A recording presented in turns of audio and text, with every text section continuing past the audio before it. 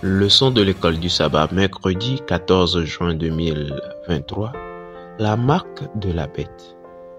La marque de la bête. Lisons Apocalypse chapitre 14, le verset 9. Là, il est écrit: Et un troisième ange les suivit en disant d'une voix forte: Si quelqu'un adore la bête et son image et reçoit une marque sur son front ou sur sa main. Amen. Et comparons ce passage à Apocalypse chapitre 14, le verset 12, où il est écrit: C'est ici la persévérance des saints qui gardent les commandements de Dieu et la foi de Jésus. Amen. Où est placée la marque de la bête? Voir Deutéronome chapitre 6, le verset 8, où il est écrit: Tu les lieras comme un signe sur tes mains, et ils seront comme des frontaux entre tes yeux. Amen. Deutéronome 11, le verset 18, là il est écrit: Mettez dans votre cœur et dans votre âme ces paroles que je vous dis. Vous les lierez comme un signe sur vos mains, et elles seront comme des frontaux entre vos yeux. Amen. Quelles sont les deux caractéristiques qui distinguent le peuple de Dieu de ceux qui reçoivent la marque de la bête? Un groupe adore la bête et l'autre garde les commandements de Dieu, qui inclut le quatrième, ce commandement que la puissance de la bête a espéré changer, et à la foi de Jésus. C'est là le contraste. Par l'intermédiaire des bêtes de la mer et de la terre, le diable tente de saper l'autorité de Dieu en s'attaquant au cœur de l'adoration, à savoir le sabbat. La marque de la bête est placée soit sur le front, soit sur la main. Le front est un symbole de l'esprit où se trouve la conscience, la raison et le jugement. La main, en revanche, est un symbole des œuvres. Le jour vient, et peut-être plus tôt que nous le pensons, où des lois seront adoptées pour restreindre notre liberté religieuse.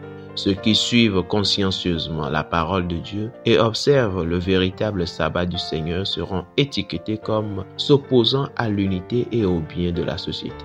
Je cite: Pour supprimer ceux qui honorent les préceptes divins, Satan les fera accuser de violer les lois, de déshonorer Dieu et d'attirer ses jugements sur le monde. Jamais le Seigneur ne violente la volonté ni la conscience de l'homme.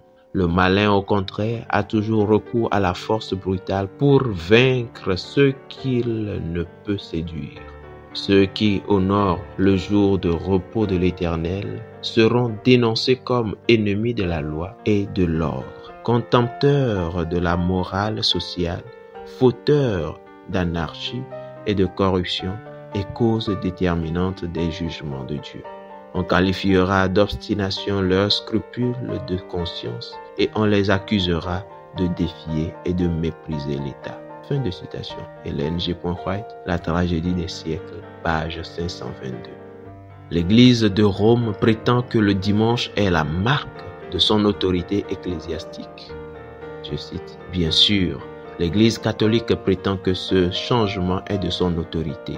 Et cet acte est une marque de son pouvoir ecclésiastique et de son autorité en matière de religion. Fin de citation. The American Catholic Quarterly Review, janvier 1883.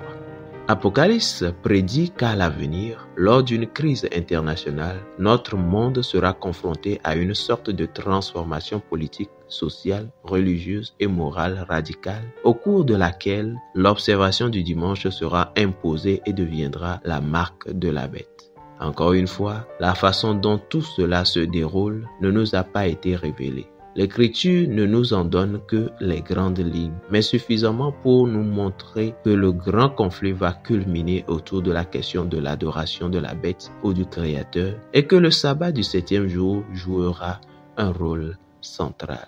De quelle manière l'humanité a-t-elle toujours été divisée selon qu'elle se trouve du côté de Dieu ou du côté de Satan? Pourquoi n'y a-t-il pas de terrain d'entente?